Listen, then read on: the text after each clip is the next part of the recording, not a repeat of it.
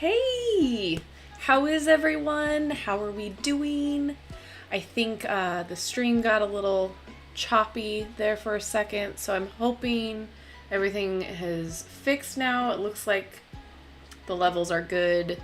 Let me know if you can hear me, if you can see me, how the music levels are, if everything looks good. Let me know in the chat, and then I can adjust accordingly.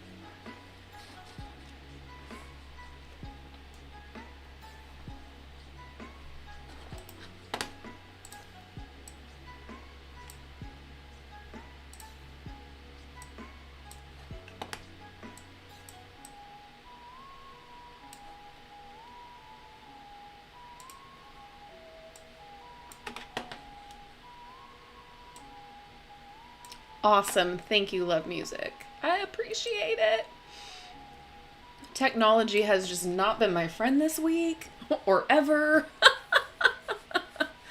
Hello, Alette. Yay. Thank you, guys. Hi, Midnight Winter Sky. Thank you, thank you, thank you. So luckily this program that I'm using, it has like a little level reader. It'll warn you when your internet is, or your connection or your stream is going crazy. So I'm like looking at that constantly. So making sure we have no issues because again, it just figures. I'm going to horribly pronounce this, but I'm going to try. Hello, Riza. Good to see you. Hi, Rowan. Thank you for being here. Yay. I am so glad. So in about a couple minutes, we'll let a lot more people kind of filter through here because I always say we'll start at the top of the hour. We're going to take a look at the Tarot Reconnect With You. I've had this in my possession for a little bit. I've been kind of putting it on the back burner whilst I did other deck reviews.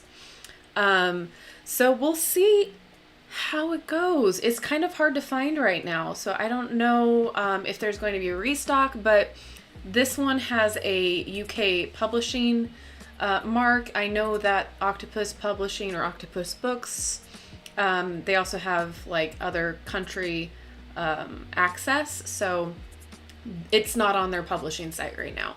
So I don't know if it's going to come back up, but you can find it on Amazon. As always, I've linked it in the description box. And you can find it on bookdepository.com. Those are like the two places that I've really found them for legitimate purchasing. So a lot of other places they're out of stock, which is interesting. Very cool. I know Sarah Bartlett has written a lot of books around the spiritual world, so that's exciting to see. I kind of flipped through the guidebook already, and there's a lot of great info in there, so I'm hoping this will be very fun.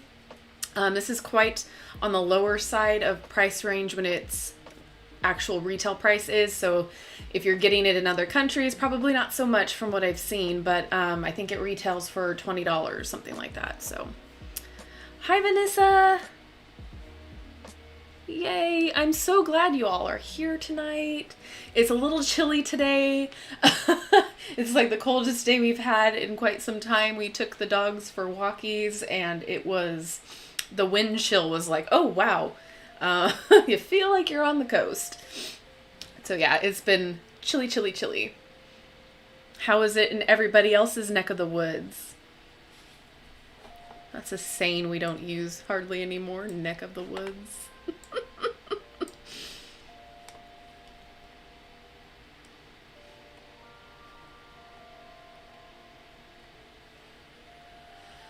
Oh my goodness.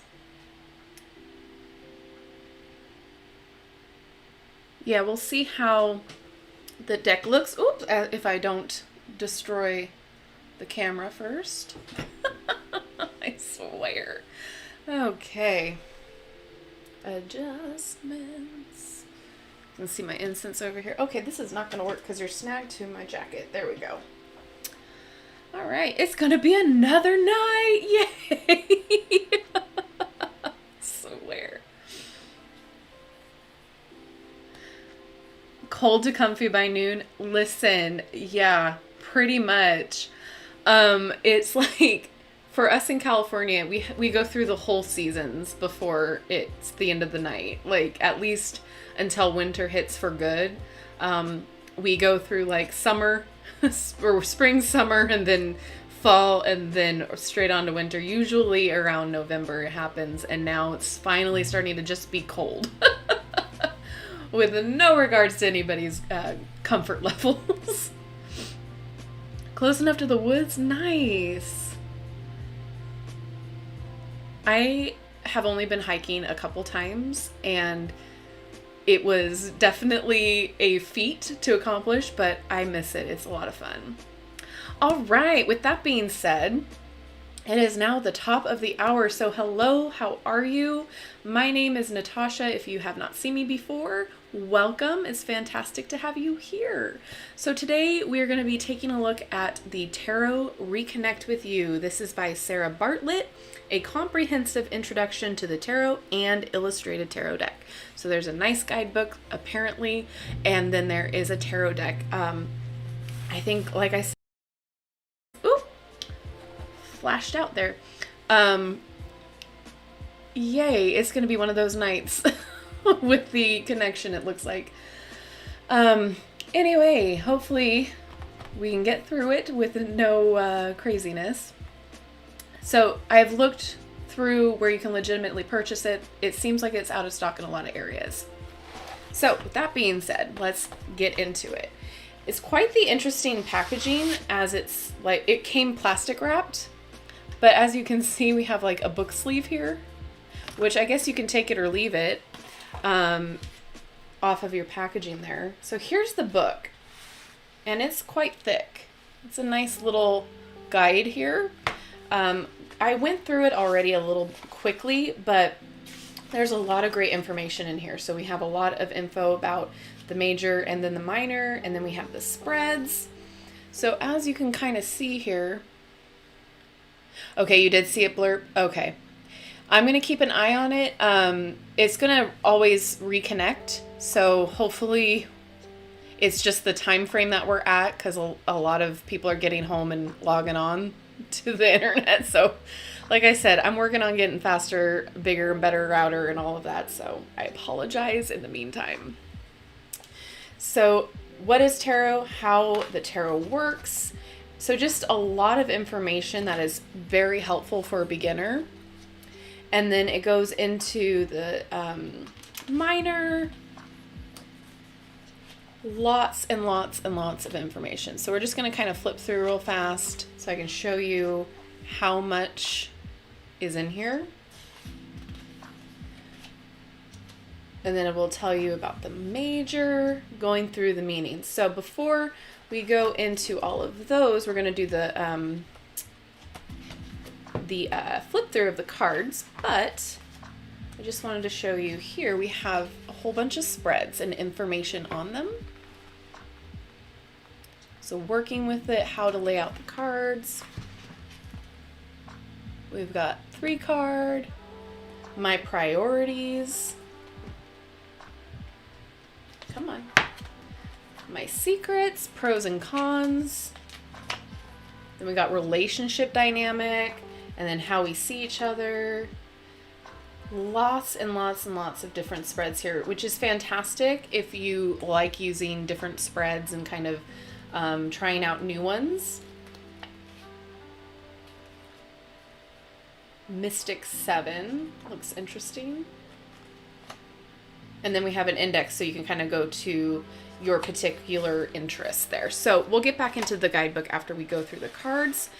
But I just want to comment, the packaging to me is not my favorite, but for the price point, I'm okay with it. And then of course, those of you who have been with me for a while know I hate split decks. They drive me crazy just because I like to just have all my cards in one little area, and I get a little particular about having to split them evenly. So other than that, the packaging is a little wonky. It would be hard for me personally to store it on the shelf, but that's again just a personal thing. Hi Odison. Yeah, the book actually has a lot of great information in it. All right, so here we go. Don't mind my little gloves. My hands are really cold at the moment. I'm going to take them off before we shuffle. So I really like the back. It's, you know, straightforward, to the point, classic, I guess, if you will. And let's look. They're a little tinier than I would think that they would be. And then let's talk about the cardstock. It's not my favorite. It's doable. It's workable. It reminds me of like the Kiko publishing decks. It's on the thinner side. It's not quite paper thin, but it's thin. So for those of you who are wanting to get this and are going to get the reseller, don't yet. Wait till you can get them for the correct price. At least right away. That's my thought process. I really do like the art style. It's very simple. Let me see if we can get closer.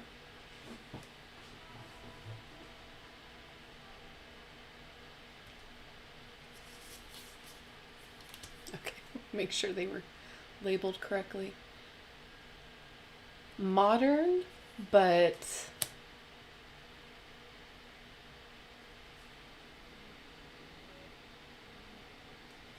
I'm taken aback by this one.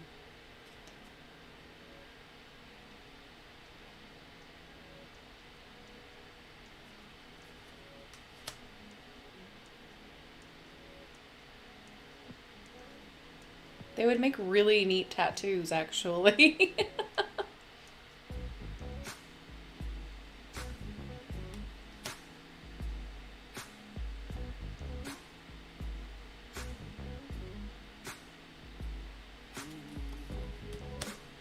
So my off the top of my head thought for this, it would be a great starter kit for somebody who is just starting out, just learning, just beginning new to it because of all of the information in the book. I feel like that's where most of the value is coming from, right? My first impression is like, this is a great starter kit. That's really cool with the UFO right there.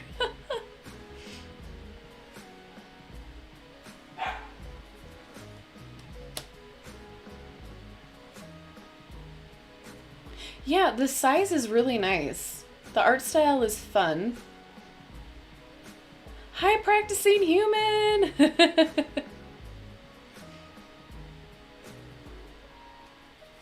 Yeah, they just remind me of really cool tattoos. And not that that's a bad thing, but I just wasn't expecting it with this deck.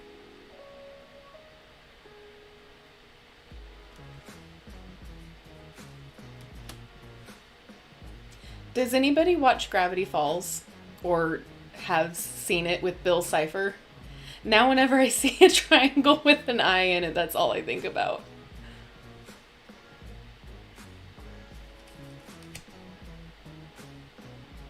I like this one a lot. Different.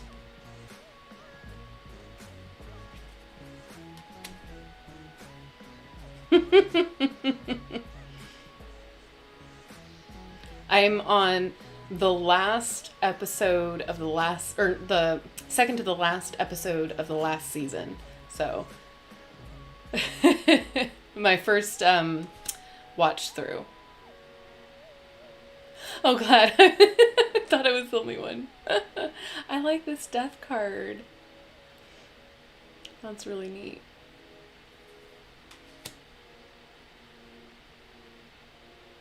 Yeah, I agree. It's not my favorite. I keep looking at it as a tattoo, and I don't necessarily know if that's a good thing for me personally. I don't know. I feel like it's lacking something. Just my personal opinion. Like, the style is cohesive, but I don't think like the cards themselves make sense next to each other.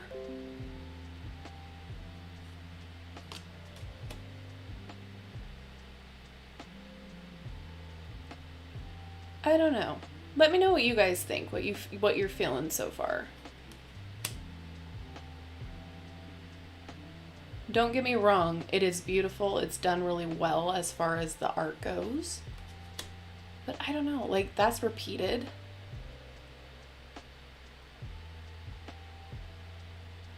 Justice and Temperance were pretty cool. Yeah.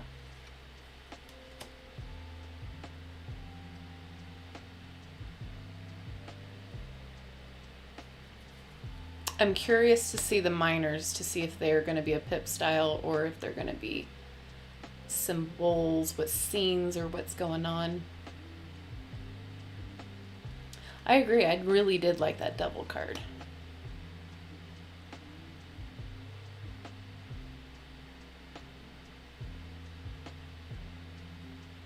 Oh, ink block therapy? Yeah, I can see that. It also kind of reminds me of like stamps, like people who make their own stamps, rubber stamps.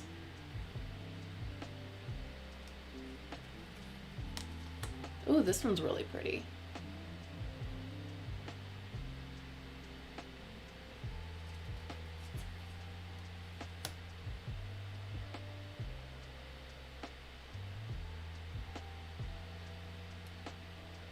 Hello, welcome. Oh yeah, they're all just gonna be symbols, I think. That's disappointing. I mean, I had a feeling it was going to be that way just from the price of the deck. Because it seems like the lower the price point, the more it's going to be a pip style deck for the minor.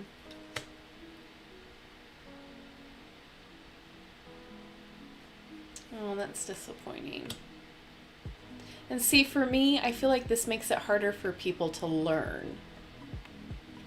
Less intuitive hits. Yeah. But I mean, some people really like pip styles. Some people don't mind it. I mean, I don't particularly mind it. Do I love it? I would much prefer a scene going on and less of the symbols, but it's still a deck I can work with, you know, but at the same time, like, it's disappointing.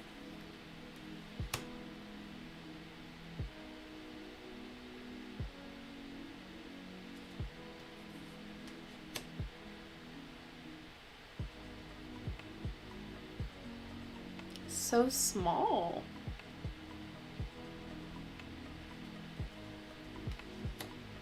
Yeah, I was hoping for more of that too. Reconnect with you. I mean, I kind of get it that it's like the themes of everything are kind of all over the place for me with this. Like, we have astronauts and then we have King Tut, because I cannot pronounce his whole name right. Like, it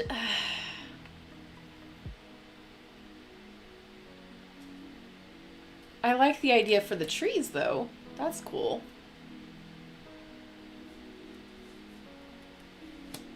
Yeah, for seasoned readers, yeah.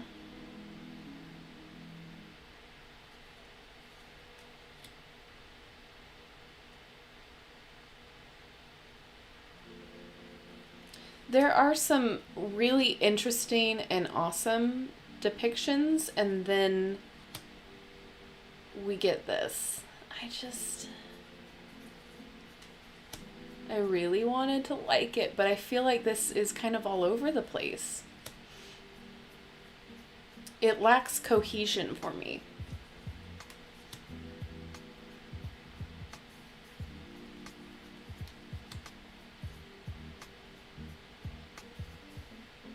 Yeah, I think it was an astronaut. Hold on. It's going to bug me if I saw something wrong. Yeah. It's an astronaut with like an arc reactor on his stomach. Yeah, it's just, I don't hate it. Don't get me wrong. I don't hate it. I feel like there's value in here still. So we still have, are they going to be the same? They're going to be the same. What?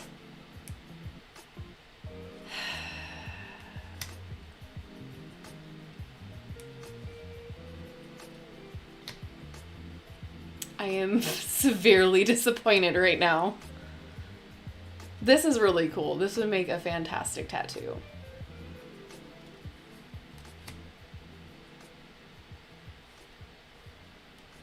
I'm kind of going fast with these just because we kind of know what's up already. Right?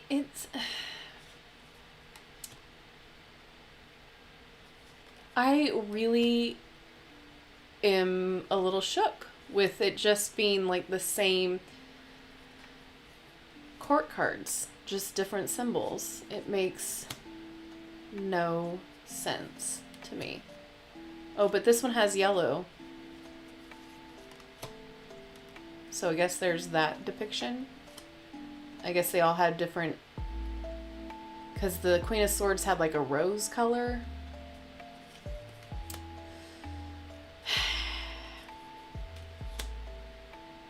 I actually really like it. And see, there's some decks that have the style, the pip style in it, and I don't mind it at all because the rest of the deck has been done really well. And that's an example of that.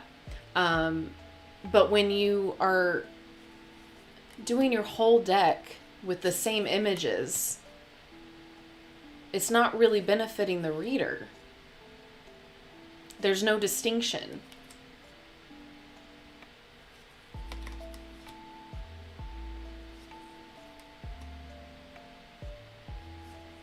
Yeah. A 10-year-old could have done better. I mean... Yeah, and see, now we got green. Or is it green or is it blue? It's a teal. Yeah, this is really disappointing. All right. Gloves are coming off, literally and figuratively. No. All right, Rowan. I would have been better if they had specific themes for depicting the pips and court cards and work to have the majors blend those themes according to the meanings and create cohesion. Yeah, like there's just nothing about this deck that screamed like this is what it's all about.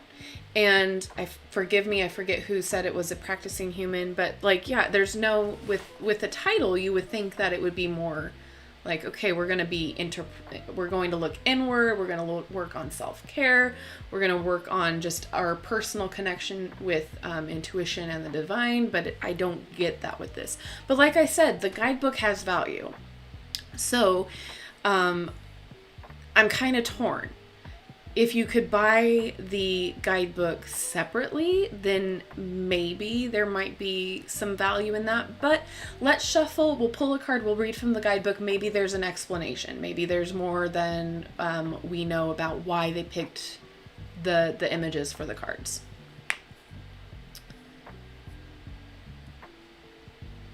Reminded me of that prop deck you got from Spirit that one time. Oh, yeah. And speaking of, I bought... the Spencer's tarot, the Spencer's branded tarot, which is sitting, I've had it since October. It's sitting on my shelf waiting to be reviewed. I think it's basically the same deck, but no reader wants to use this. Yeah, like, I mean, it kind of feels like I'm going to prop it up higher than the Cosmo Tarot, but I almost feel a little bit more insulted because like the book looks good. You know what I mean? Like at least with the Cosmo Tarot, it was just terrible all around. But with this, it's almost like they went to like somebody and just said, okay, I like these designs, picked them out, and are like, okay, I'm going to make it work into what I want to make it work into. Does that make sense? Like, you know, when you go to the tattoo parlor and they have all of their pictures of their previous work and like the flash items on the walls, and you're like, I don't really have an idea of what I want, but I know I want a tattoo, so I'm going to pick a flash item. And then you're looking and you choose. It's almost like they went and did that with an artist and was like, okay, I like all of these pictures, and now I'm going to take those and work it into how it fits with the energy of the cards. That's the impression that I'm getting. Yeah, I love the Mystic Monday Tarot. I think it's a lot of fun. It's actually one of the first videos I did on this channel. All right, so let's keep shuffling. I don't mind the shuffling. They feel a little rough. I like the size of them. This would be the tarot that you would take with you on like a road trip, or like, you know, put it in your bag, and if something happens to it, you're not going to cry over it because it's not like a special deck or that expensive of a deck. But I was really hoping that this would be like an all-around great set together for people who were wanting to learn, who are just starting out. That's ultimately, I swear, one of these days I'm going to make my own deck, and I'm going to have like all of the information that you guys need, and like everything be quality. Like one of these days when I have the time to sit down and do that. All right, so let's get a card here.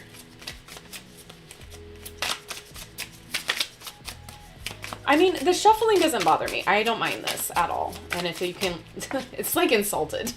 It's like, no, I'm not going to give you a card. You just told me you didn't like me. All right. So what I do like is we have a little blurb here in front. So we have keywords for wands. We have will, vision, desire, energy, and drive. Wands are linked to the astrological choke on my own words. Astrological element of fire, and are also known as clubs, scepters, rods, or batons. Their long, fiery brands or branches of trees with sprouting shoots represent the spark of life and new growth. This deck describes daily events or affairs where we are in the process of actively engaging in life. It is about the creative process and how we go about into the world to initiate something. If you draw a majority of wands in a layout, you're impatient and ready for adventure. But they also represent other fiery qualities such as impulsiveness and impatience. These cards imply you are now looking for the next goal or activating the process of moving ahead. Most of these cards show people seeking, looking, questioning, or contemplating their quest before they set off toward their goal. Wands reveal the motivational aspects of our daily life, but also show how we must first have imagination or vision before we can generate action. So like I said, like there's a lot of quality to the guidebook, especially if you are straight up beginner.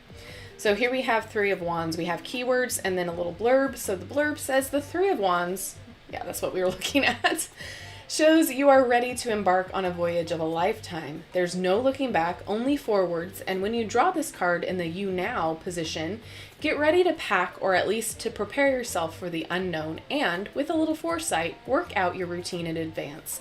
It's not so much about risk-taking, but setting off with a plan, map, provision, and, like any explorer, being ready for anything. As a blockage card, you're so convinced with what's in store in the future that you are not realizing the facts of the present situation. What I think about blockage is when it comes up in a reversal. So if it came up like that and you read reversals, you can read it as a blockage and things that you need to work on, or as a negative aspect, that sort of a thing. And then we have the keywords: exploration, foresight, starting a new journey, seeking the truth, looking for something different, visionary ideas, and seeing how best to act. Okay, so now I just kind of want to see let me just kind of flip through here about the court cards here. There's no indication of why they picked the image. Let's see.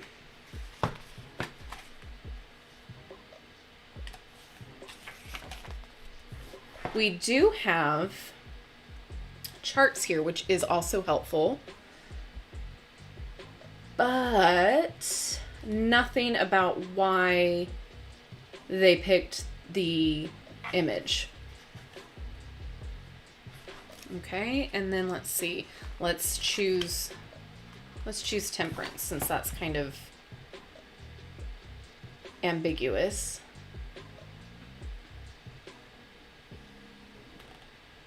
No, nothing about why they picked the image. So, real fast before I catch up on your comments, the one thing that I love about getting to look at a new deck is the guidebook and why they chose that particular art for that card. So either it's one person that does the deck, they author the deck and they make the art themselves, or they work with another artist as an author and cohesively design the deck, right? So it's always interesting to see why they picked a certain aspect, or, if they're doing an animal deck, what the animal they chose, why they chose it, and how it relates to the energy of the card. If they chose a particular theme, such as witches, why they chose that particular witch to be featured, or, you fill in the blank. I always love to see the correlation between the art and the author's choosing, because then it helps you intuitively understand the deck even more, understand the card even more, help you learn even more. With this deck, you can't really get those intuitive hits. You can't really look at the deck and be like, oh yeah, or like relate what the card's bringing up with your client or with you. So like, for instance, the Three of Wands, what does it normally look like in like the Rider-Waite-Smith or with Thoth or, any other deck, and how that would relate to your client or with you and what you're asking. Are you having similar feelings? Are you having similar adventures, planning, that sort of a thing? Are you excited? What do you feel when you look at that card, and how can it relate to your reading? I don't get that with this. And that's what's frustrating, because as a beginner, you would want to have all of those hits. You would want to learn that way. You would want to get excited about how you can correlate your reading to how you're learning. Hopefully I'm like explaining this correctly. But the book is fantastic and filled with great, information. But if you don't have the deck to back it up with the book, it's kind of pointless, because everybody learns in a different way, and everybody, cannot learn with it this way. Whilst I do like the book and I like the idea of having the set, I'm disappointed and I'm kind of frustrated. The price point, like $19, £15, or if that's the correct UK currency. It doesn't mean anything anymore. Like, I'm glad it's not like a $50 deck, but at the same time, like, I feel like it's not, if it were just the book, then I would be more okay. Like, I would spend $15 on a book that gives me a lot of great information. I have spent more on a book that gives me less than this information. So that's where I'm kind of frustrated. That's where, like, I'm like, ugh, I wanted so much more to like the whole piece, not just one thing. Because again, it's kind of pointless if you're learning about it and you can't put it into action, or you don't connect the two well. And again, reconnect with you. How is this reconnecting with you when it's not cohesive? I feel like there was a lack of, something was missing in the chain of how this was produced. Either somebody got too, like, there were missed opportunities all around, right? At least the price point for what it retails at isn't astronomically high, so I can understand that. But again, when you're learning and just starting out, this is frustrating, because I've been there where I've had great books and then a deck like, that was similar to this, and I hated learning on it because it would frustrate me so much, because I would get so confused. And with the way that I learn, it was not beneficial for me. So it felt more like a chore, and I felt like I was just, like, tarot wasn't a gift anymore. It was more of a, something that just frustrated me beyond belief, and I didn't want to do it. And I didn't want to, like, develop my gift, because it was just like, I thought this was how it was with all of the decks. So this is why it frustrates me, because if this is somebody's first deck, they might end up hating it and then in turn get frustrated with tarot as a whole and not want to check back in with it. So what are your thoughts? Let me check up on your comments here after after I have stepped down off of my pedestal there. Yeah, major disappointment. Prop deck. Yeah, I can see that.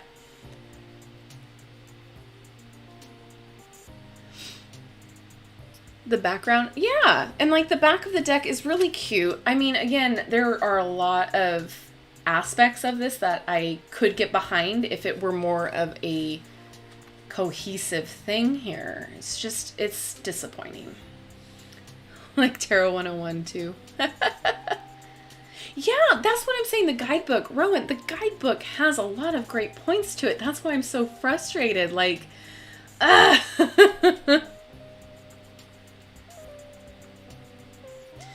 the branch picture or description makes me think earth. Yeah. It does, like you would think more of like pentacles, but I get it, because most of the time your wand is made out of a branch or wood, you know what I mean? So it makes sense, but I mean, it's different in that aspect, and that's kind of cool. But yeah, definitely earth feeling. But you know, if you live in California, that definitely represents fire. Sorry, dark, I know, but we all gotta laugh about it. Oh my goodness. Hi, Mystified. Oh, good to see you. Oh, love cup of tea. That sounds amazing. Yeah, wands equal wood, fire burns wood. Yeah, absolutely.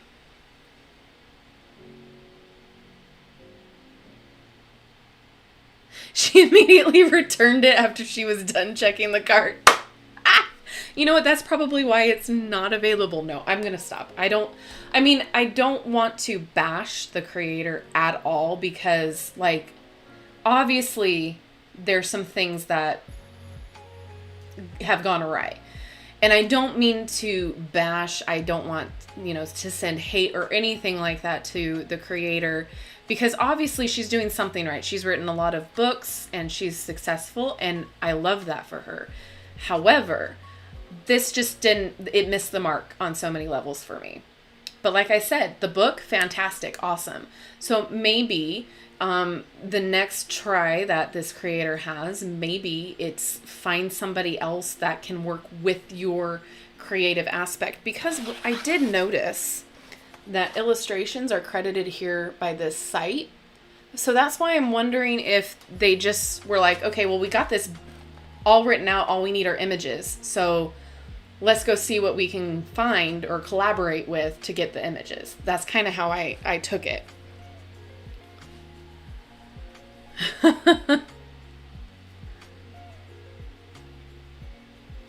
Hi, Rosemary. Yeah, you did miss the flip through, but honestly, you didn't miss much. We've had a few disappointments lately. It is frustrating that it seems marketed to fit a specific purpose, helping someone reconnect to aspects of the self, but doesn't necessarily address that. A deck that does that would be nice. Absolutely. Absolutely. Yeah, I feel like it was just kind of cobbled together. There wasn't much thought going into the images, when that's the biggest part of the deck. Good night, Ethan. Thank you for stopping by. Have a good rest of your night. Yeah, so that's just, it's very sad. I'm very disappointed, because I really wanted to like that. And again, yeah, it's kind of just like you're left with this big sense of why. Yeah, spot on. I mean, we can try to get some readings out of it, but I don't know. I'm not really feeling it, to be honest. We can do a different deck, but like, this is just, I'm really disappointed with this one. I feel so bad. Like, I hate when I don't connect. I hate when I don't connect in any way, shape, or form with a deck. Like, it just, I feel like I'm saying a child is ugly. You know that feeling? Like, all children are beautiful and cute and adorable in their own way, but like, hopefully that makes sense. That feeling of like, oh, I don't want to say it, but hi, Cece. Welcome, welcome. It's fantastic to have you here. We are kind of just a really laid back, chill little group of people that talk about decks and tarot and do some readings.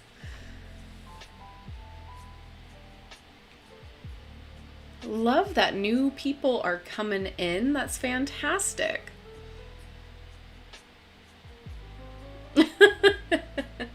Hi, Louise.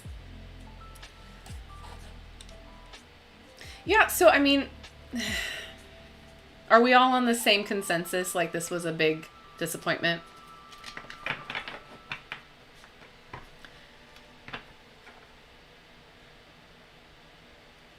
Yeah, this one, we're kind of upset with it, frustrated with it. Decks that don't seem to address their intended purpose, especially more cash grabby decks, may build distrust and drive learners away from tarot. That's what I'm talking about. Yeah, that's what I was trying to say. Like, if this was your first impression of tarot, like, I feel like you would be left going, what? And maybe not want to continue on with the practice. Thank you. Yeah, I mean, that's what we got to be. We got to be honest. Like, I'm not getting anything from reviewing the deck. So, like, you know what I mean? Like, and even if they did send me the deck or pay me to review it, I'm still going to give you my honest opinion. I've done that many, many times before. Hi, Ferrisolf. Aw. Well, I'm glad you can make it this time. Yeah, so it's a set, and the book is really great. So, but here's the other caveat to that. The information that is in this book, you can find literally in any other tarot resource, right? So the way that she has it set up is fantastic, but at the same time, again, I need to do a tarot book review and give you my picks. But like, for instance, you can get the same information here and, you know, online and in other books and all of that. So the point is, when you have a set like this, it's great to have an in-depth guidebook. It's great to have this much information in there when you're starting out, so that you can really practice while you're reading about it and while you're learning about it, and really get that immersion, right? And so then you don't have to go buy 5 different tarot resources, and you don't have to, you can trust what the book is saying. So in that aspect, this is fantastic. However, when the images don't make sense and when they are all symbols, it makes it harder for one to learn and get those intuitive hits, right? Because what does this mean? Why is that any different than this? So if you were completely starting out, brand new, what would be the difference? You wouldn't know. Do you see my point? And the only way to learn is to rely on the book. And you can't go off book until you memorize what these mean.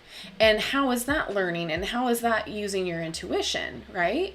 Like, your memory is not what is going to help you learn tarot. Your intuition is, and what you pick up from the images in the card. So that's why it's frustrating. And then again, as Rowan pointed out, the way that it's presented to you, the title of it, has nothing to do with the theme or anything in this deck. And again, why are the court suits all the same? It's frustrating that way. So if you are wanting to learn tarot and you don't know where to start and you want suggestions, I am working on a deck video, a deck list, and putting them together. But right off the top of my head, Good Karma Tarot. It is a great price point, and it has a book similar to this. It's gentle, it's diverse, and it's easy to shuffle. The quality is there. It's a very easy way to help you learn. I shouldn't say easy, but it's very much less crazy than this. And then, you know, I'll put together a video. I've been meaning to do that. I have a couple videos that I'm working on. I have them listed here somewhere. So it is that time of year. It's literally December, and I can't even with it. Which is why I'm a little behind on all of my videos, because December just creeped right up on me. And now we're like midway through. I've got my top videos for the year coming out. So my top decks that have been released. So I'll have my top 5 tarot releases that came out this year, and then my top 5 oracle decks that came out this year. And then I will have, for the first time ever, since this year was filled with it, my top 5 disappointing decks of the year. So I don't know when this was published, but I feel like I should add that on here, because this was a letdown for me.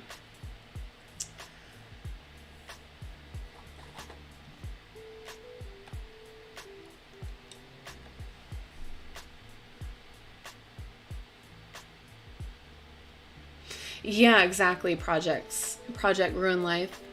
I agree.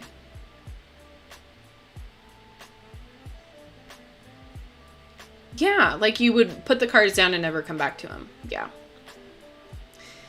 Yeah, Molly. Yeah. See, I'm not a big fan of the Fountain Tarot either. I found it, whilst some of the images were beautiful, it's not a deck that I connect with. It's not one that I go to. Like, it doesn't call to me. First impressions are important. Absolutely, Louise. Yeah, we love the Wild Unknown. Yeah, it's beautiful. It doesn't reflect the honesty of tarot and tarot readers. Yeah. I don't like criticizing creators, but it's important to protect the tarot community and its newer members. So yeah, that's where it lies. Like, criticism is important if it's done with like good intentions, right? So like, again, we talk about purchasing the decks legitimately. We talk about not, doing, because again, we're growing at such a huge rate right now as far as tarot readers go, and witchcraft has created this huge boom again, like it's becoming normalized and incorporating to like normal people, right? Like it's not seen as, taboo anymore. So companies, corporations, they're cashing in. And people with ill will and ill intentions who want to make a quick buck are doing the same thing. So that's what we saw with the Cosmo Tarot. That's what we've seen with dupe decks and copycat decks. So it's important as a community that we stick together. We lift up the ones who have the good intentions, and we talk about the bad ones and, the bad practices, and criticize that, because again, we have new people coming in all the time to tarot and divination in general, and they don't know where to begin and don't know where to start and don't know what is what. They don't know whether a copycat modern witch tarot is not legitimate because they've never bought a deck before. So they just saw the price point and was like, okay, cool, this is my deck. So that's the whole purpose of why I do what I do here. Is to help with education, help you see what is there to be offered, whether you like the deck or not. It doesn't have any effect on me whether you don't like it or do like it. All I am doing is showing you what is available and what is inside. Now that's a different story when I create my own. I only want positive feedback. No. But what I'm saying is, it's important to make your voice known and vote with your dollar, So again, That's why I feel like doing unboxings as a community and sharing what we know as a community only uplifts the voices and the artists and the authors that should be uplifted. And we aren't uplifting the people who are just in it for a quick buck or just because they think they can pull the wool over our eyes, you know? There's no tea, no shade when it comes to criticizing and wanting people to do better and do better for your community. As long as we have the best intentions and as long as we are doing it with the knowledge backing it up, right? Like we shouldn't just go into something and criticize it when we have no idea about the topic, right?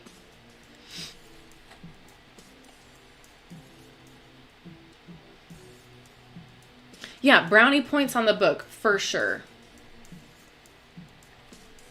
I haven't dived as deeply into tarot as oracles and runes, and yes, when I had started looking for decks, I fell in love with the Pip one. Luckily, I realized before I bought it, thanks to your channel. Oh, thank you! And again, there's nothing wrong with Pip decks at all. In fact, some of the oldest tarot decks in the world are the Tarot de Marseille. I can never say it right. And they were Pip style. But at the same time, like, tarot has evolved, right? So there's nothing wrong with loving a deck that has the Pip style artwork on it. It's just harder for a beginner to learn that way, at least in my experience. And everything I tell you, everything I spout on my channel is always coming from my own personal experience. So I always leave it up to you guys to do your own research. And again, this is my experience. Pip decks are hard to learn on.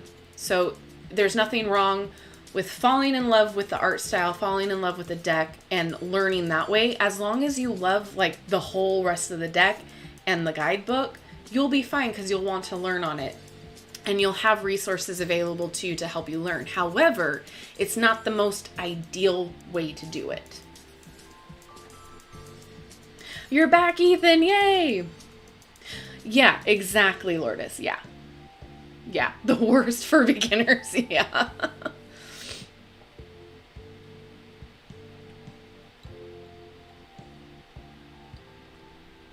Absolutely.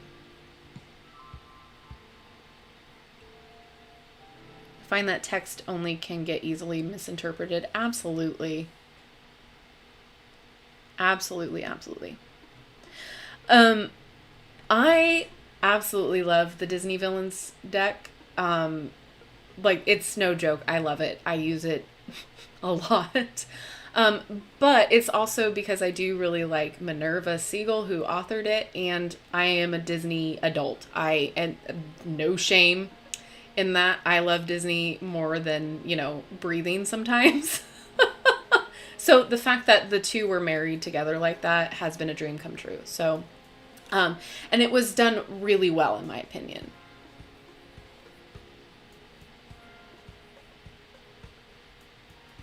I'm new to tarot and I'm planning to buy the Tarot of the Divine.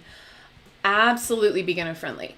I do recommend having a second resource to you because of the way that the book is set up. Whilst it does have enough information to help get you by, it does do more of the, like, here's the story or the folk tale and how it relates to the card's energy.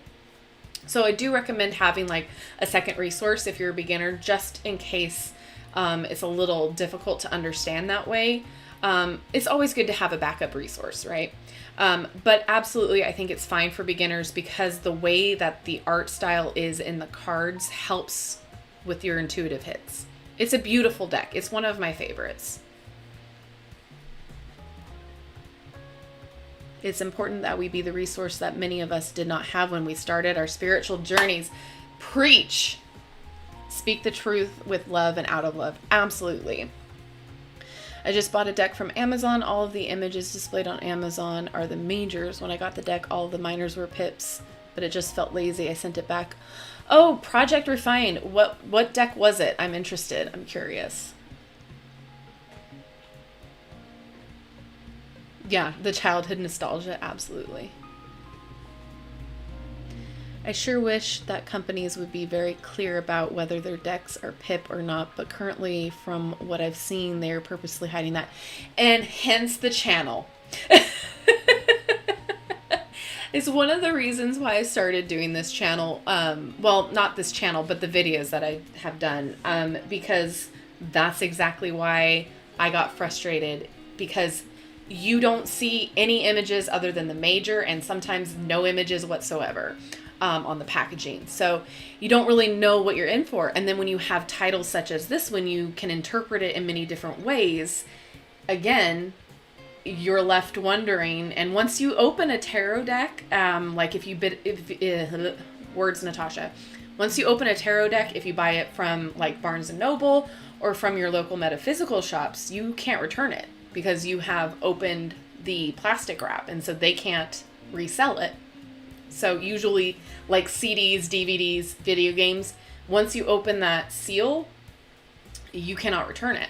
So again, decks can be expensive and you're taking a gamble. Hi, Violet Hummingbird. How are you? So you're taking a gamble when you are purchasing a deck. And so this is a great way to see whether or not you would be interested in it.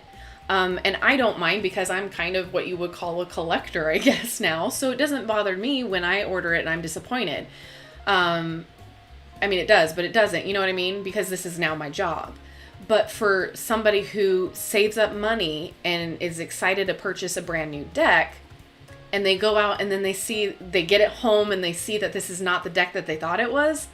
I mean, the disappointment, the hurt, all of that comes into it. Like when I first started tarot, I didn't have a lot of money, extra money to spend on decks. And I felt guilty purchasing my first one because I'm like, I don't even know if I can do this.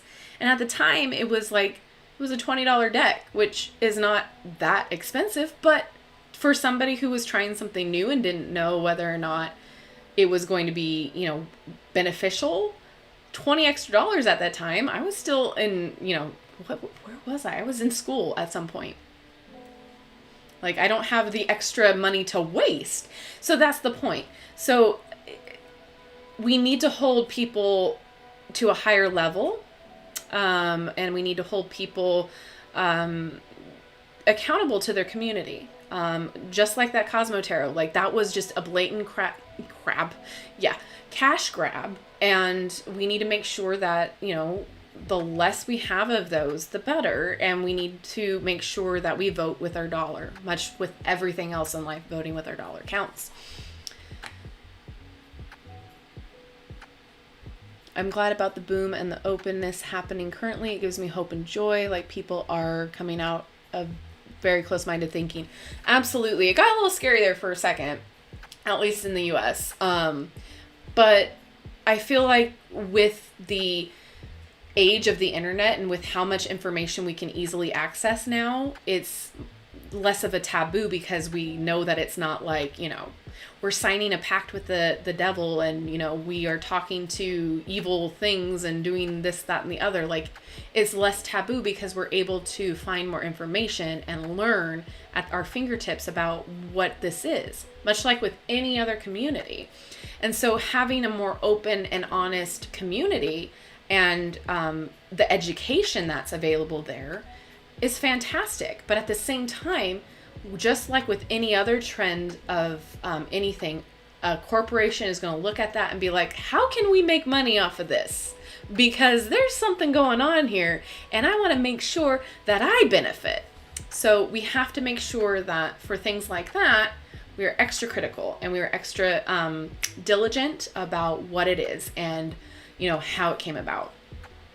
Yeah, the back of the deck is beautiful, but the deck itself, you missed the flip through, Violet. It is not fantastic.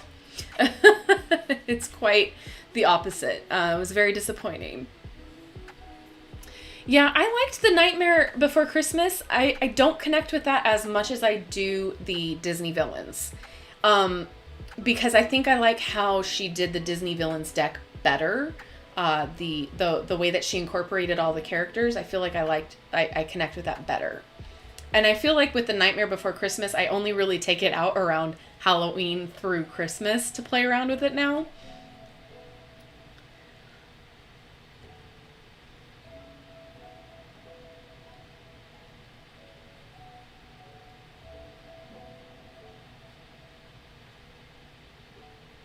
Oh, Fernando, hi.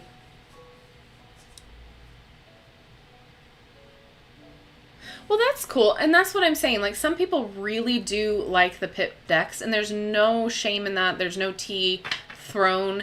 It's just the way that it came about as a beginner deck didn't really make sense for most of us.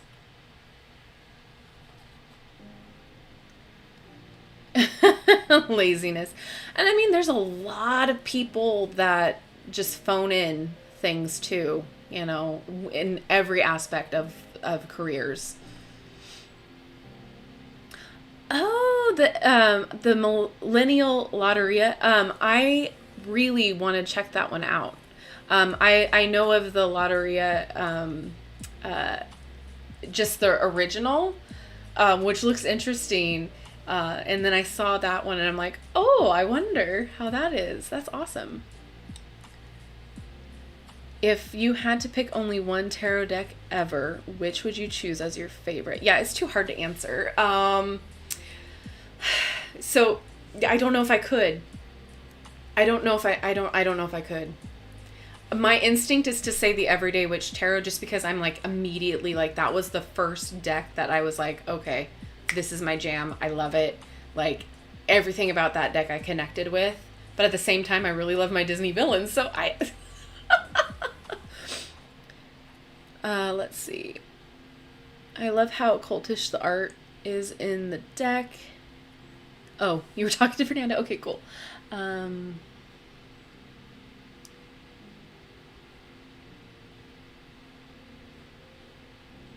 Yeah. I'm still in school and so very poor. I feel that. I still feel like I'm in school.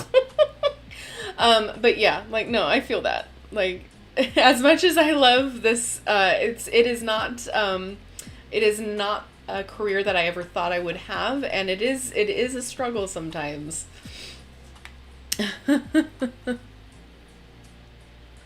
Yeah, the higher education you go, the more debt you will be in for life, at least in this country. Yay! Reform it, please. The whole company is trying to milk the spirituality thing, gives me major icky and gross vibes. Yeah, yeah, yeah.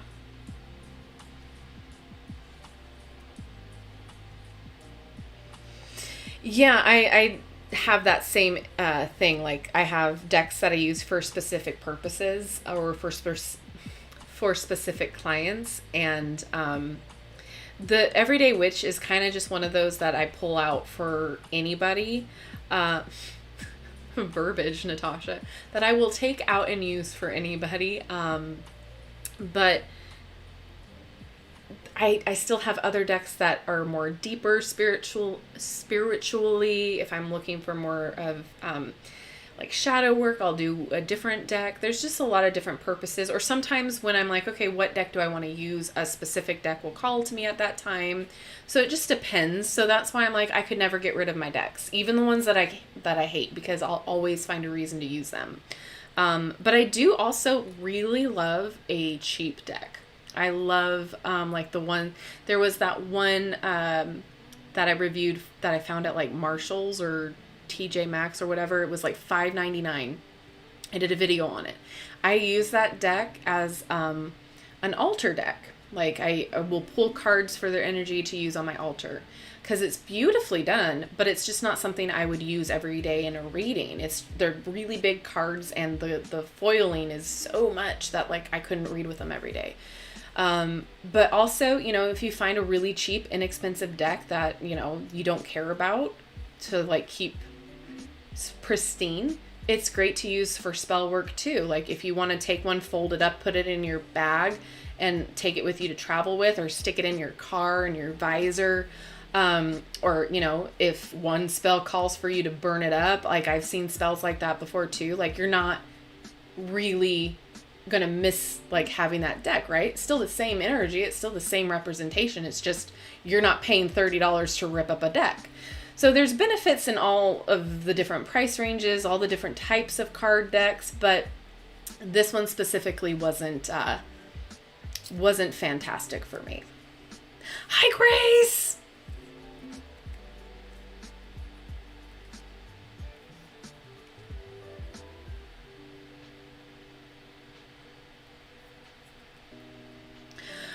Yeah, I could see why you wouldn't like Iago or wouldn't understand why Iago is Page of Wands. Page of Wands is really about excitement. Could also be about new beginnings in a way too. So Iago is kind of always that parrot, that like Klingon energy, but he was also very smart. He was also very inventive. He was also very adventurous. He did take some risks. He knew what he wanted, and he helped help Jafar get it. So I haven't read the description in the book for him yet, but it made sense to me just because of his energy throughout the whole Aladdin lore.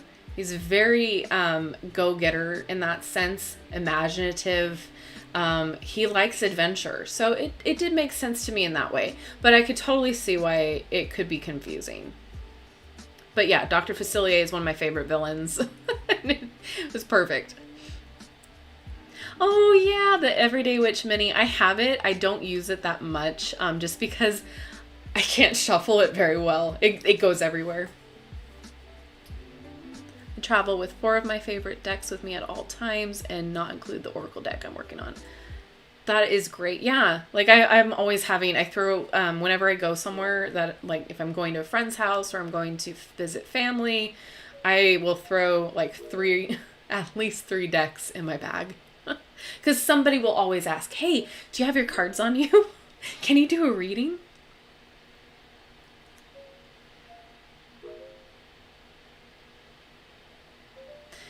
Yeah, I agree. The watered down version of spirituality and culture specific, yeah.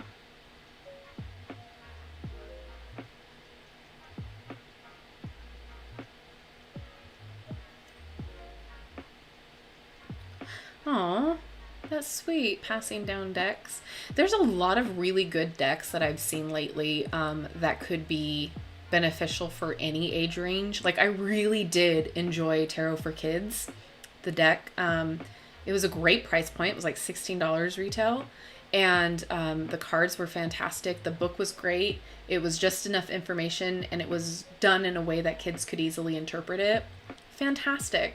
There's a lot of other like Oracle type decks too that are being more geared toward kids and their mindfulness, which I think is fantastic. I have to start putting more of those on my channel too, because I've noticed a lot of people commenting about how, like, you know, they're excited to get this for their 10-year-old or their 8-year-old. And then again, decks make fantastic stocking stuffers. I'm just saying, it's a great gift. A great gift idea, especially the minis. Just tuck them in. $11 I think they start at, the little minis. I think, let's see. Yeah, $11.99. The Everyday Witch. Like, how cute would that be? Tucking it in a stocking, or like a little gift for your gift that you're bringing. But yeah, I really enjoyed these too. I know some people didn't like them, but I did. I thought they were fun because you can use them as regular playing cards, but they're also tarot. So I thought that those were great, and they're a great size. They still shuffle really, really nicely. They travel really great. I was able to bring them with me a few times. You just have to be careful of the box. The box can kind of get loose like that. So just be careful. But these were a great price point too, I thought. Let's see. Of course, I can't find the price on it. But, versatile. I love a versatile deck. Sorry, I always think in like, okay, would I gift this to someone? Would this make a good gift?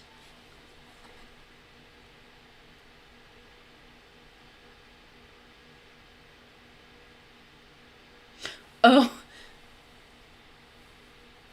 yeah, as a bar deck, absolutely. I've done that before.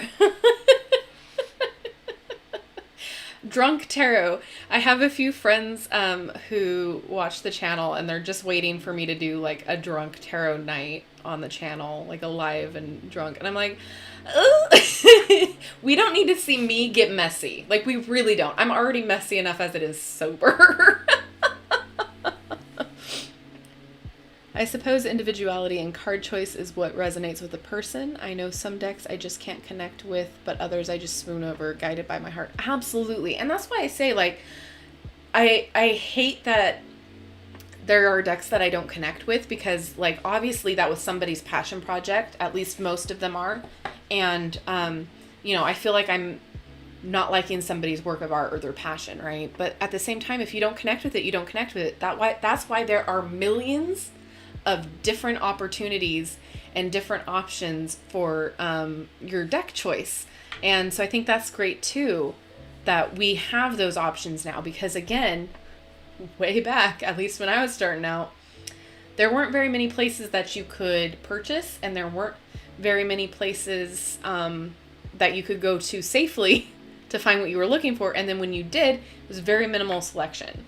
So when I started out, it was before Amazon. So, like, it was before, like, really buying online was, like, a huge, you know, thing in the culture. So, again, like, there's a reason why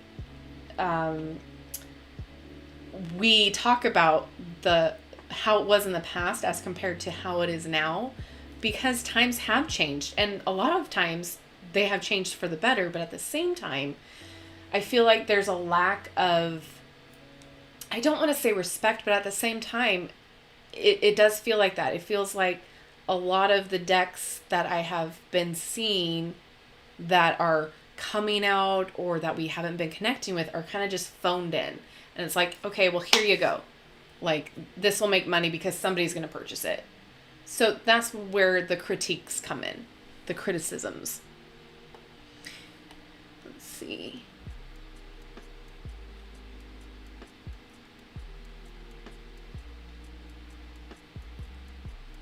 Yes, absolutely. Panther cry. Yeah. Pages do represent messengers and messages. Yeah. He's always in the ear speaking. Spitting verbs. Yeah.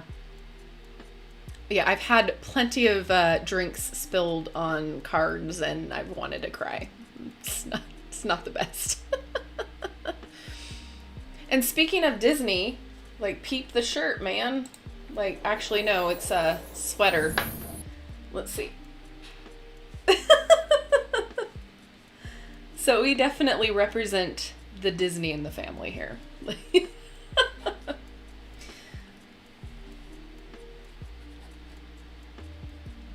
Yeah, minis are fantastic. I do love a mini deck.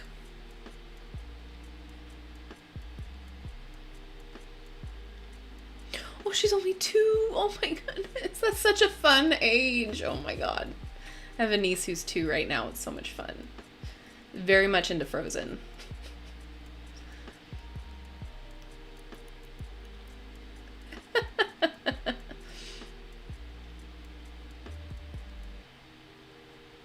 Rowan, we absolutely love you. He just rolls his eyes. Yeah, mine does the same thing. I just received, it should be out soon. I have to send the video to, like, kind of get approval or whatever, because I just got another subscription box sponsorship, sponsorship. Like, it's a trade-off, you know, those videos. And very cool box, very decently priced box. And there were a lot of items in there that after my husband saw what was in it, he was like, oh, so I'll be just taking that. And so you don't mind if I just grab that and I'll use that. And I was like, so he's part of the problem. He encourages and enables.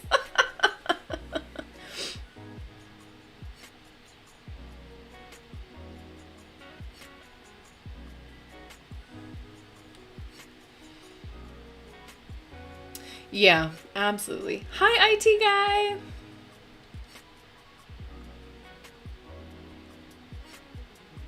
Oh, that'll be fun. Thanks.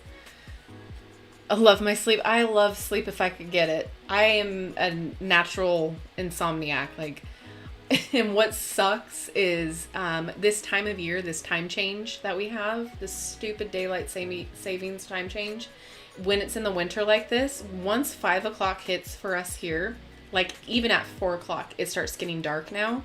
And so I'm like, oh, time to get in my jammies, time to get comfy, get ready for bed. And I'm like, oh my God, like I still have like 5 hours until I really need to get into bed.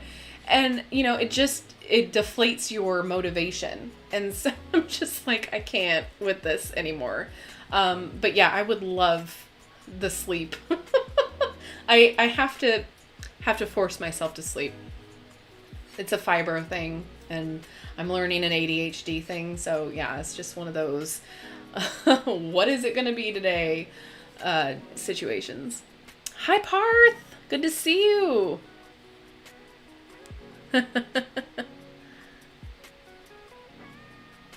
Yeah, when Frozen first came out, it was fun. I loved the movie, and then I quickly hated it. Which was unfortunate because a lot of my nieces and nephews and all of that sort of a situation, friends' kids and stuff, they were obsessed, and it was on 24/7 whenever I was seeing them. Everything Frozen, talking about Frozen, Elsa this, Anna that, Olaf, and I was like, I can't enjoy this movie anymore. Like, I cannot. And then Frozen 2 came out, and it was adorable. I waited until it was out on streaming to watch it because I was like, can't go to the theater with these dang kids. And oh my God, loved it. Purchased the soundtrack because at this time, now we're in 2020 with the Panini, so I'm not going and seeing the kids and having to deal with that. So I can enjoy the soundtrack, I can enjoy the movie. And so now my 2-year-old niece is very much in love with Frozen 2. Not Frozen 1, but Frozen 2, which I can get behind because I'm like, I have not worn it out. I can watch this a million times with you and be okay. So that's exciting. A lot of the times it's when it's repetitive and it's just everybody's loving it. Like I can't. It's too overexposed. I can't with it.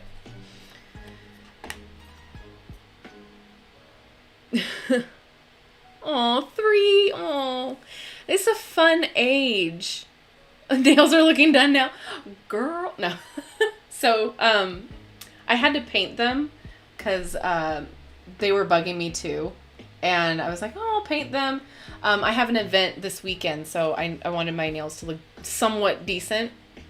I was going to do them anyway for it, but I was like, lit a fire, Parthia, lit a fire. But as far as like doing false nails or acrylics or anything like that, I can't until they grow out a little bit longer because my nail beds are so thin and damaged from when I did have them on that I'm like, I need to give them a break. But I miss the nails. I miss them. I wanted to go to the salon and get them done, but again, like I'm just, But I did get my booster shot. Yay. I have some Wicked Moonlight merch. I have some sweatshirts. Go check them out. Oh, turning 1. Oh, I love toddler ages because, well, first of all, I'm not a parent, so like I can go and have fun with the kids and then give them back. Like I can enjoy the fun times.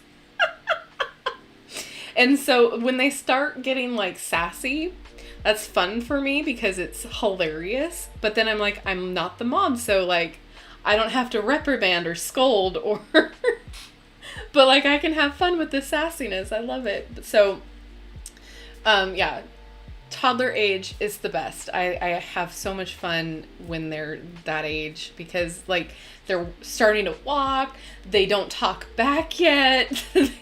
they love like the fun little stuff. It's just it's adorable. Do I want kids? Absolutely not. Do I love them? Absolutely. When they're my nieces and nephews. If they're random kids, then like take it or leave it. Yeah, once you get to sleep, don't wake you. Yeah. I'm up. Like I get like a couple hours of sleep and then I'm up again And then, so it takes me forever to like get to sleep. I'll be in bed, like we'll say I'm in bed, ready to go to sleep at 9. I'm not out to sleep until like 12, 1 o'clock. So, and then when I do get to sleep, it's a couple hours, wake up, go to the bathroom, come back, like have to do the process all over again. So it's insane. Swimming lessons. Oh God. Hair color? Oh, for me? Oh, are you telling me I need to dye my hair now too, Parth? You're calling me out on all sorts of things. I love Olaf too. I need to watch his new series on Disney Plus because I heard it was adorable. Absolutely. Frozen 2, way better than Frozen 1, in my opinion. What Marseille, how do you say it again? Style deck do you like? That's a really tough one.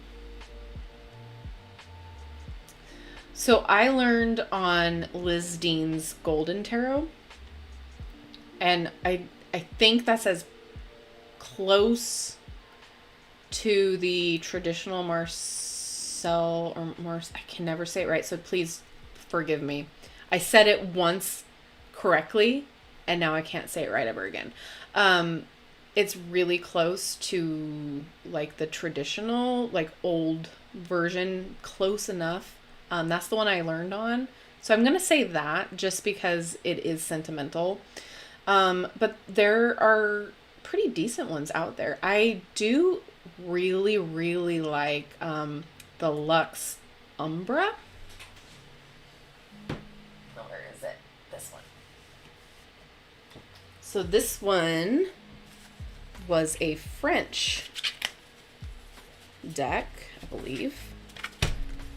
Independent. We'll just put you over there for now.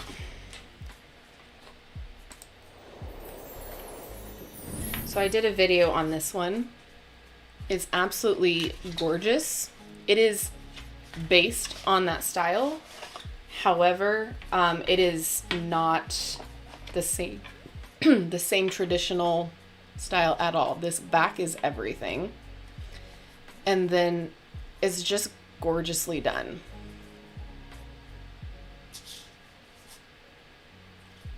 So I really like the style of art, and I connected with this a lot.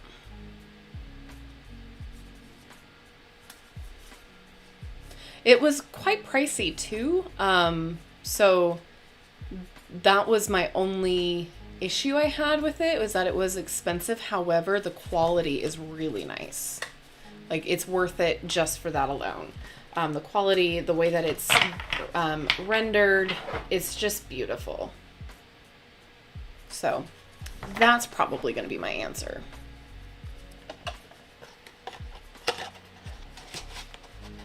Oh, I love Aurora. I have not listened to the album yet, though. Gosh, this is not going to go in, is it? Hello! Hello, thy bedroom gamer. Welcome.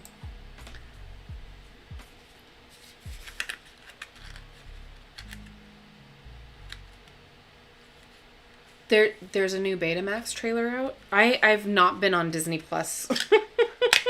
I haven't been on Disney Plus in like a hot minute. I need to watch so many things that came out. So I'm gonna have to look at that now. Dang it. Anti-life. Yeah, love it. Oh my god, I've been wanting a Haunted Mansion tarot deck forever. And like, it is not going to be me that makes it, because I could not get that copyright at all. That is too pricey. I am not relevant enough for them to say, hey Natasha, could you make this deck for me? No, not relevant enough. But that would be fantastic, wouldn't it? Oh my god. Watch Minerva get it. Watch her get it. She deserves it, by all means. Like, I'm not saying this as a dig or throwing shade. I just think that, like, if anybody were to do a Haunted Mansion deck, it would be her. And the back of the cards would be the Haunted Mansion wallpaper. We would have the Hatbox Ghost. We would have the opera singer. We would have the bride. Oh my God. The possibilities are endless. There's 99 ghosts. We could have one ghost per card. Did you guys see the Muppets Haunted Mansion special? Oh my God, it was adorable. It was so good. It was so good.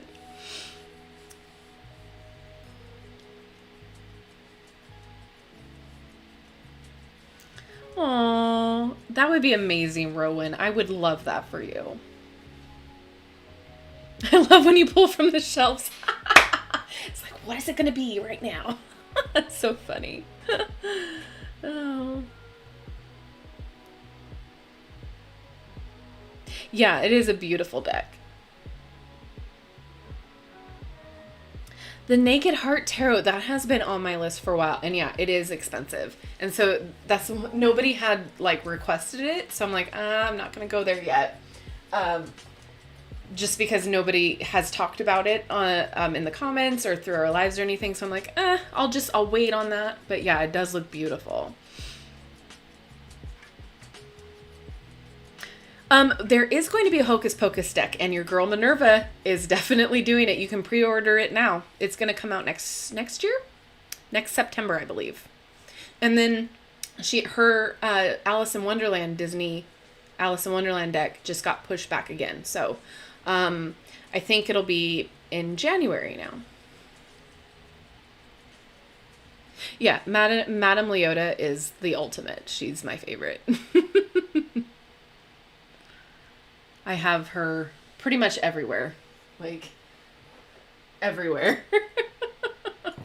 She is in this office quite literally in many, many different ways.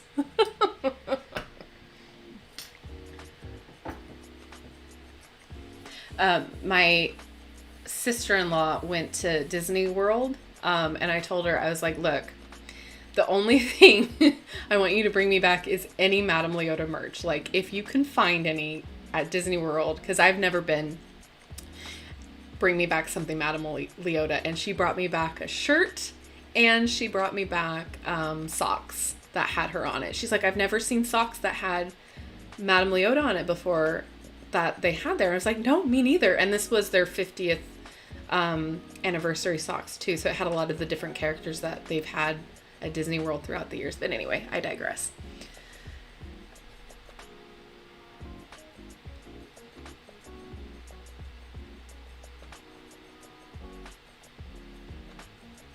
What called me to do tarot reading? Let me just, since we're just discussing right now and talking and hanging out, I'll just show you my face so that I'm not just this tiny little face in the corner.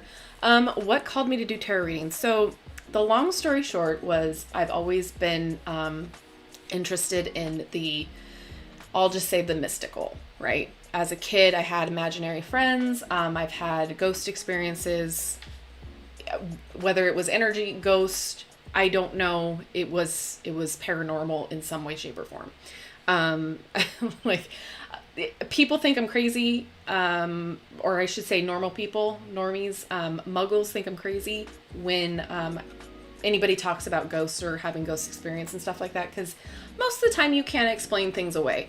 But I just had a lot of different experiences growing up, and a lot of scary situations that I wasn't equipped to deal with at that age. I wasn't brought up in that kind of a world. So it wasn't something that I knew much about. So fast forward, I ended up blocking off that part of me and learning to just, kind of brick wall it up. And it wasn't until like later on in, coming out of high school in my early, I guess you can call them college years, that like-minded people, we all got together and we started discussing things. And this, I had dabbled in, I guess you could call it the occult and stuff like that. In high school, like I was trying to learn about it in different ways, and most of it was like talking to angels and stuff like that. The things that were more mainstream and not so taboo, things that like religious people would be okay with seeing, that sort of a thing. So it wasn't necessarily like anything super dark or taboo or anything like that. It was just like, I was just trying to find answers. So like I read, like, I think it was called Talking to Heaven. My grandma was really into Sylvia Browne, which we all know Sylvia Browne is her own identity. Stuff like that. So things that were considered okay and normalized, right? So that's kind of where I started. Always loved the idea, just didn't have access to get into it then until afterwards, right?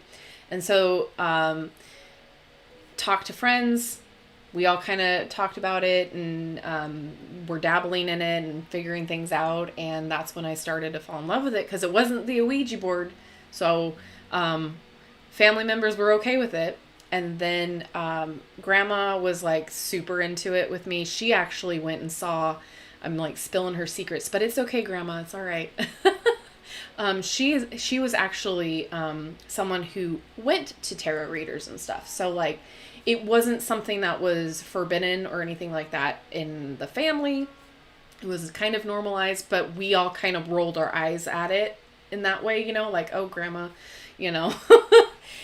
So I wanted to learn more about it just to make sure she wasn't getting scammed or she wasn't, you know, that sort of thing. And then I got involved in it, and kind of, besides the frustrating part of learning about it, it opened up everything. And so, it's kind of always the spirituality and the metaphysical and the mystical. It's always been a part of my life in different ways, shape, or form. It was just, there was a part of my life that I locked out of it.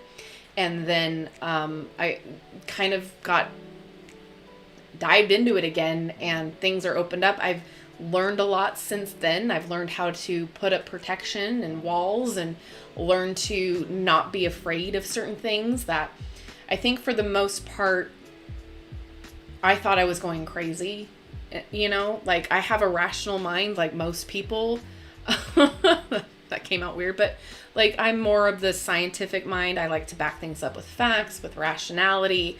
I don't like to just take a leap of faith, you know. But was I watching paranormal shows? Absolutely. I was watching Ghost Hunters. I was watching, you know, all of those ID television shows. You know, I was into it all, but at the same time I was like, no, that's not true. There's a rational explanation for that. The door was closing, like the wind, the air conditioner, like all of these things, right? So but yeah, you have one scary experience and you don't know how to protect yourself, or you don't know how to, you know, deal with it.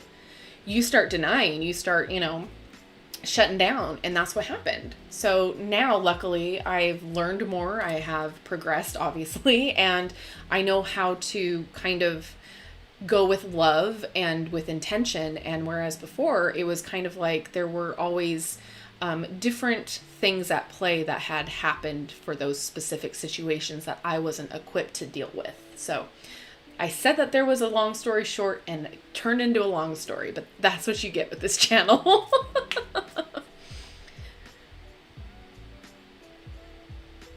Oh, this blanket, this Madame Leota blanket here.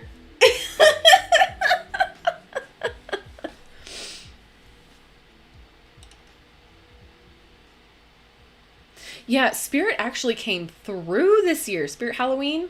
Oh my God.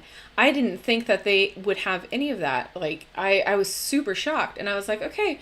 So I had to like pace myself, and you know, there was a few mugs that I was very interested in, and my husband was like, look, we got enough coffee mugs. You do not need. I was like, I know, but it's like, you're not, what do you need it for? I go, babe, but you have a point.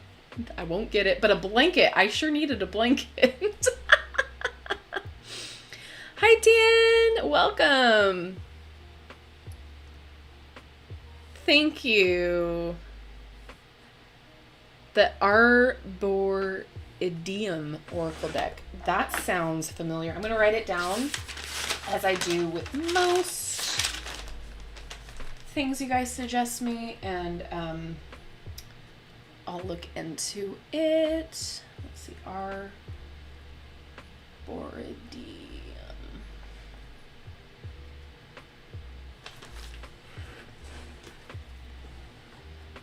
Unfortunately, my upbringing and family, all of this was a taboo. Yeah. And that's okay. There's like, everybody can start late with anything in life, right? Like, age is just a number, right? Let's agree, because your girl feels old as it is, but like, it's okay to start and restart. Like, it's okay. But yeah, education and doing it the right way is important. Learning to protect yourself and protect the people around you is important, because you are talking, so people can think of it in a few different ways. You're talking to spirit, you're talking to your higher self, you're talking to passed over loved ones. But again, I think it's intention is important. So if you are wanting to speak with a certain person, you would obviously put that intention there before you start shuffling and asking your questions, right? So yeah, absolutely, it's okay to start late in life. It's as long as you learn, right? And again, the great thing about this boom in this trend and the popularity of it is that people are finding it less taboo. The more you educate yourself on something, the more you learn that it's okay, it's all right, it's not, a terrible thing. There are plenty of people who came from a religious background that this was forbidden and this was not okay and this was looked at a covenant with the devil. And once they educated themselves about it, they're like, oh, yeah, there's nothing wrong with this at all. Like, there are plenty of Christian witches. There are plenty of people who believe in Christianity that dabble in tarot and divination. I mean, the Catholic Church has a bunch of rituals. Like, we can talk about the coordination of religion and magic and the mystical all day, because there are quite literally correlations between all of them. So it's just educating and learning, because again, what you don't know may scare you. What you may look at something and be like, I don't like the look of that. That looks disturbing. I'm going to stay away from it. So the more we educate ourselves, the more better off we get.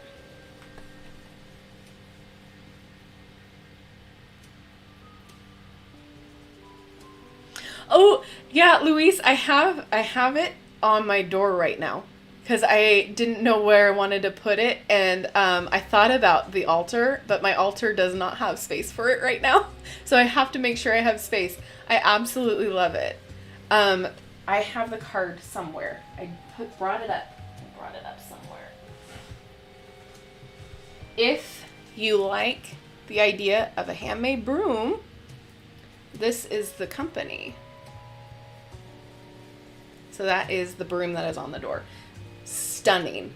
Absolutely stunning. Thank you, thank you, thank you, thank you, thank you. Ooh. Hi, Terry and Al. How are you? I think that we sometimes are pressured to not believe in other dimensions. Fears push us. We fear what we can't explain and don't know. Absolutely. And for me, that's a huge one. I always have been fact-based and wanting to know, like, where something comes from. How did it get here? Blah, blah, blah, blah, blah. And that's why the vastness of the universe freaks me out and freaks out a lot of people, because it's like, we have no idea anything about it, right? Other than what we can calculate and what we can see. So yeah, the fear of the unknown is absolutely instilled with us. It is like a natural instinct, to keep us alive, to keep us safe, to keep us from getting into situations that we can't get out of. Ooh, the Michael Myers pumpkin statue. See, Michael Myers, that's one of the movies, that's the word, I haven't watched yet, because I don't know if I could handle it. I did see the first Nightmare on Elm Street, though, for the first time this season, because again, like, I like horror, but I scare really easily. So I've been kind of distancing myself and easing myself into certain ones. And so like my husband was like, it's completely, you can handle it. You've seen worse on CSI. And I was like, oh, really? He's like, yeah, you can totally handle this. Like, you're a true crime aficionado. You can handle this. It's not that bad. Like, for me, it's the jump scares. Like, I hate jump scares. But I loved it. It was so fun. It was like a really cool horror movie. It was, like the concept was really cool. So yeah. Michael Myers eventually one day, maybe, but probably not. We'll see. I feel like the whole Halloween, is that Halloween? Michael Myers in general, that whole storyline has been like dragged out for too long. In my opinion.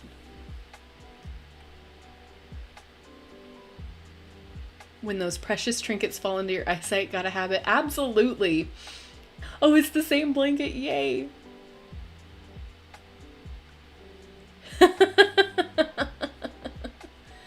Yeah, I got are you talking about the travel cup? Because I had to have that one because it had her on it. And I do drink my tea out of those. So they keep my tea warm, and I usually like to have them because it holds a little bit more than a mug and it keeps it warmer for longer because I babysit my hot drinks. Hi, Sharon Tia.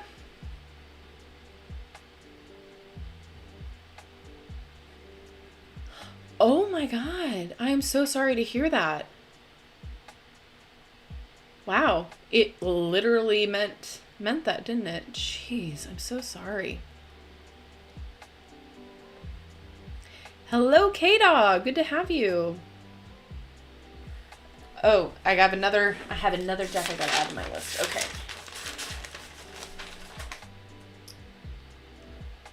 I feel like I've seen this. Marchetti. I feel like I have seen that. Yeah, that rings a bell. A lot of the times, all of the names or the authors or all of that, they all kind of blend together over a while because I've seen so many. I think that people's hysteria and also a lot of brainwashing throughout the day. And I live my life by, again, this is a safe space for anybody and everyone. So if you're new here, safe space. We don't tolerate any hate or any, anything like that. But I live my life by like, if it doesn't directly affect me, I don't have an opinion on it. Like it doesn't matter to me, like what you do in your own spare time it has no direct correlation to me and how I live my life. So I'm not going to force my opinions and my beliefs onto you because it has no bearing on your life. So that's where I see things. There was a great meme, and I'm not going to say the word, but there was a great meme that I saw years ago, and it still pops up every once in a while. But it's like the Duchess of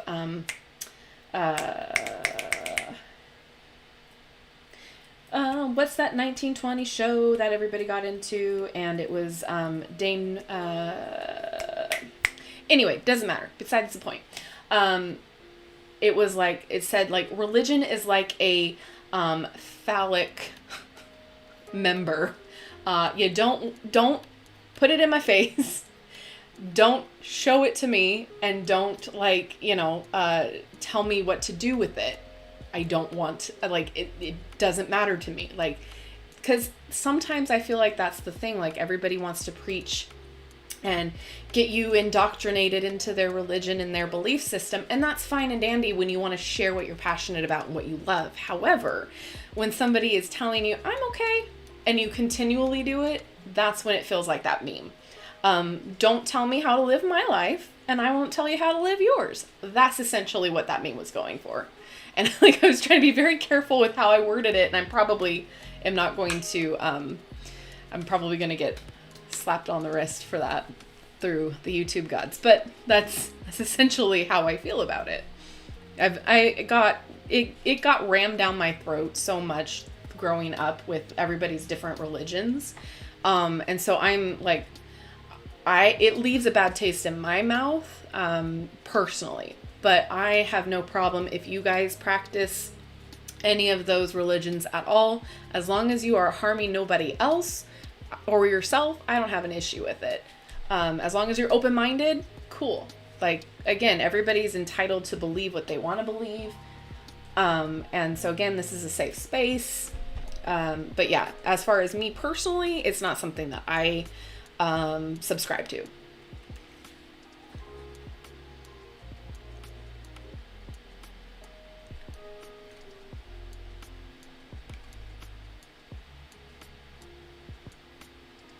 Yeah. And that's the thing, like, when it feels right. Like, when you feel like super connected, whether it be to a religion, to a tarot deck, to, a work of art, you feel it in your soul. Like, you feel like it is like your home. Absolutely.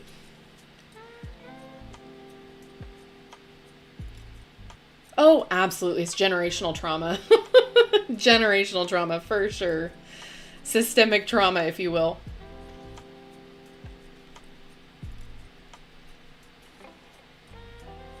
I make jokes, but like, I make them because that's how I deal with things.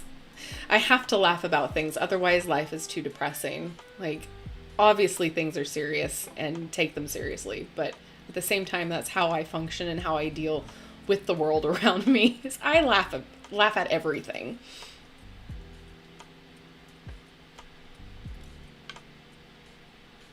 And tearing out, like, some people's parents could handle it and that were okay and cool. And, like, we're like, whatever, like, it's not real, or, like, you do you, boo, like, that sort of a thing.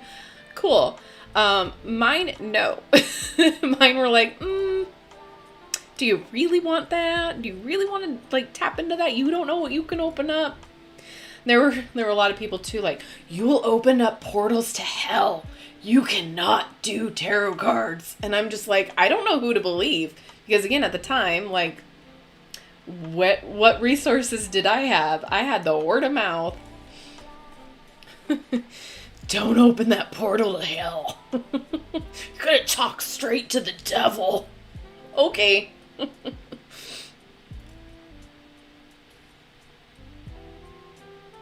I haven't seen The Afterlife, Forager's Daughter. I have I think it's her second edition, Forager's Daughter. I love it. It's beautiful. It's stunning. I need to get more on Kickstarter, but, like, I have told myself with that and Etsy, I need to stop. Unless you guys, like, request something specifically, I cannot. Because I will literally go bankrupt. Once you stop fearing the unknown, it's truly amazing. You feel almost euphoric because there's no safe. It's just you creating and making stuff. You see choice and its effects. Absolutely. Yeah. Like, if you have trust and faith in yourself and the universe, then there's no real point to be afraid. Like, I used to have a really huge fear of DIE, of DEATH. I don't know if I can say it in this aspect. I used to have a big fear of that growing up because of things that I've experienced, and then the indoctrination of, like, you better be on your best behavior because God can see everything you do, and you do one wrong thing, or, you mess up too much and you sin too much, you're not going to go up to heaven. And that traumatized me as a kid. So, like, I was always trying to be, like, goody two shoes, doing my best, because I didn't want to go to the other place. So that's traumatizing as a kid. It's just like Santa Claus, but for adults. Like, he sees you when you're sleeping, so, you better be nice, otherwise you're going to get coal. So, like, I couldn't see myself doing that to another child, let alone to another human being.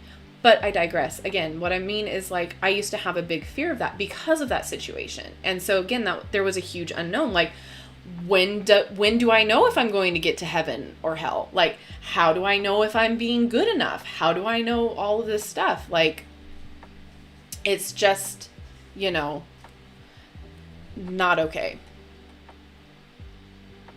What's going on, Tom Gully? Can you not?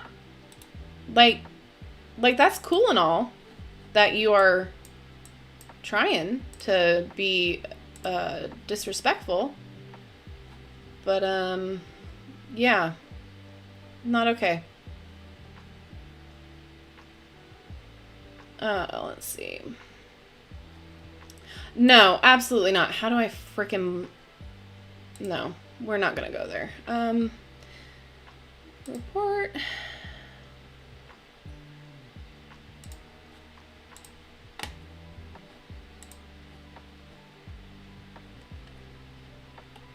Yeah, not okay. Not okay, not okay. This is a safe space. Stop being an a-hole.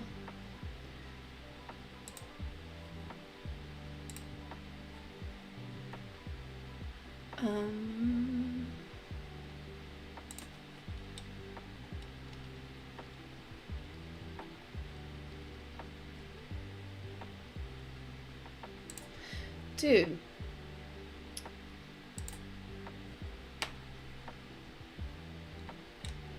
Like, what the heck? Yeah, I'm trying to figure out how to block as well. Like, thank you guys. Stupid people.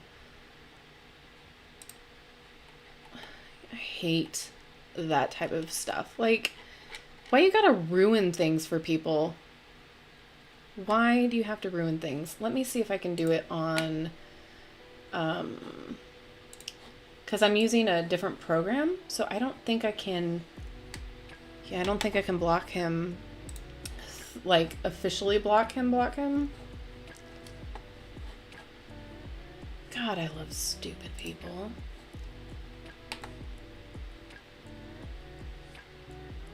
Yeah, you know, that's all it is attention. That's all. He's timed out right now, but I can't like officially block. So we'll have to make sure he's continually timed out. This is how I know I made it as a YouTuber, guys. I'm officially a YouTuber. Get hate comments and spammed and trolled. It's fantastic. Yay, internet. If that wasn't clearly sarcastic, it was sarcastic. Thank you guys for being on top of it. I really appreciate it.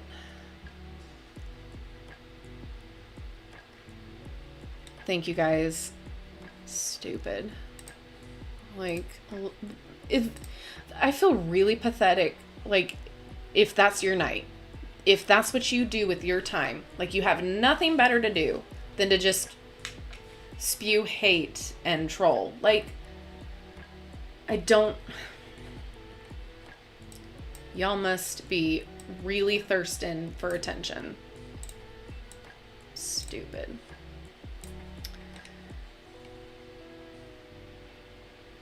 Thank you.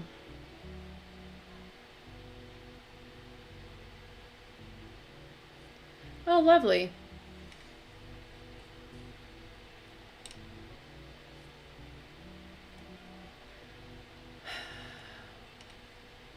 Well, that's okay, guys, because I think I just looked at the time. I think I'm going to start winding down here, so that way we don't have to deal with any of that anymore, too, and, oh, god damn it.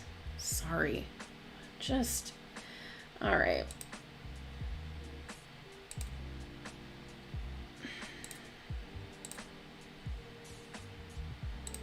Stupid.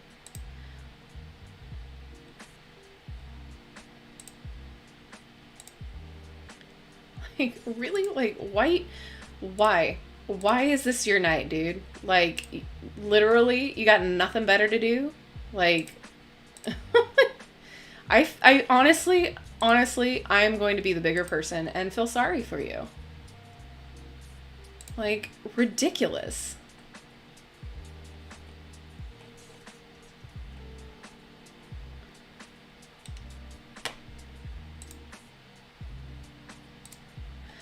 All right. Well, unfortunately, people got to ruin it for everybody. So I'm going to get off of here, and hopefully you all have a better night. And I thank you for being here. I'm so sorry that people have to ruin it for everyone else, but such is the way as the internet. So thank you so much for being here, for discussing this all with me and having fun. Have a wonderful